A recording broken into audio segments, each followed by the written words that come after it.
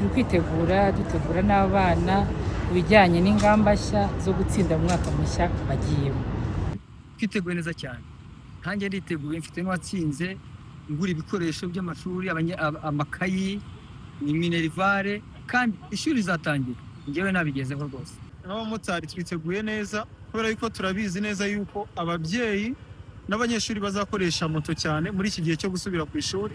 So moto zacu rero twaraziteguye, turazikoresha neza kandi turazisukura, ndetse turi tayari kuzatwara abanyeshuri n'ababyeyi neza dukurikiza amabwiriza yose mu muhanda, hanyuma tukabageza aho bisi zibafatira cyangwa se ku mashuri yabo. Murakoze. Ibikoresho by'ishuri namaze kubyegeranya, minerivare ndayifite, ubu ntegereje ko umunsi w'ishuri ugera kugira ngo abana bajye mu ishuri.